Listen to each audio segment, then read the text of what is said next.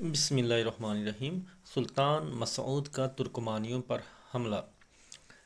جب ترکمانیوں نے سنا کہ مسعود ایک عظیم لشکر کے ساتھ مرو آ رہا ہے تو انہوں نے مسعود کی خدمت میں الچی روانہ کیا اور اسے یہ پیغام دیا کہ ہم اپنے بادشاہ کے مطیع اور فرما بردار ہیں۔ اپنی بدعنوانیوں کی وجہ تنگی معاش ہے۔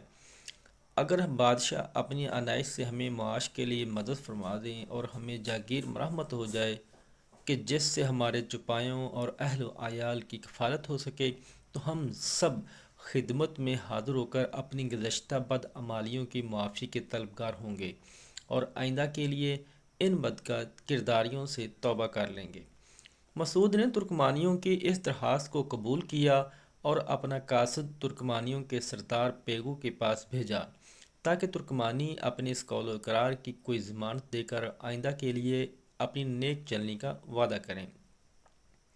ناظرین، ترکمانیوں نے مسعود کی خواہش کے مطابق وعدہ کیا اور مسعود نے بھی ان کی خواہش کے مطابق ان کی جاگیر مقرر کر کے ہرات کی طرف کوچ کیا۔ راستے میں ترکمانیوں کے ایک گروہ نے مسعود کی فوج پر چھاپا مارا اور چند سپاہیوں کو قتل کر کے تھوڑا سا مال بھی لوٹ لیا۔ مسعود نے فوج کا ایک دستہ ترکمانیوں کے تعاقب میں بھیجا۔ فوج نے ترکمانیوں کو گرفتار کر کے سب کو قتل کر کے ان کے اہل و عیال کو گرفتار کر لیا اور ان مقتولوں کے سر لیے مسعود کی خدمت میں حاضر ہوئے۔ مسعود نے اس گروہ کے مردہ اور زندہ سب کو گدھوں پر لاد کر پیگو کے پاس بھیجا اور اس کو کہلا بھیجا کہ دیکھو اور ہوشیار رہو، جو شخص اپنے عہد کو توڑتا ہے اس کا ہمیشہ یہی حشر ہوتا ہے۔ پیگو نے اس گروہ کی حرکت سے اپنی لا علمی ظاہر کی اور جواب میں کہا کہ میں خود اس جماعت سے بیزار تھا، جو سزا میں ان کے لیے چاہتا تھا خود بخود ان کو مل گئی۔ ناظرین، مسعود ہرات سے نیشا پور آیا اور وہاں سے توس چلا گیا تو اس کے قریب بھی ترکمانیوں کا ایک چھوٹا سا لشکر مسعود کے مقابلے میں صف آرا ہوا۔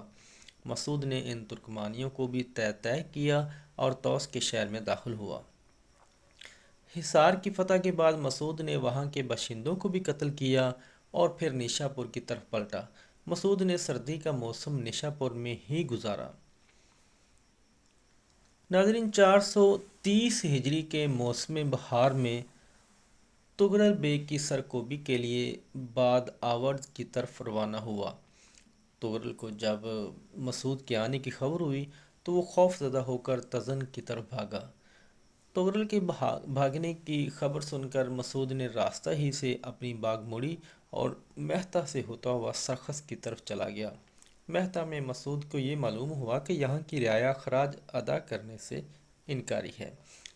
مسعود نے مہتہ کے باشندوں کو گرفتار کر کے متعدد کو قتل کیا اور بعض کے ہاتھ پاؤں کاٹ کر انہیں عاجز اور لاچار کر دیا اور ان کے حصار کو مسمار کر کے آگے بڑھا اور وندان کون پہنچ گیا۔ جزاک اللہ۔ یا اللہ ہمارے ملک پاکستان کی حفاظت فرما۔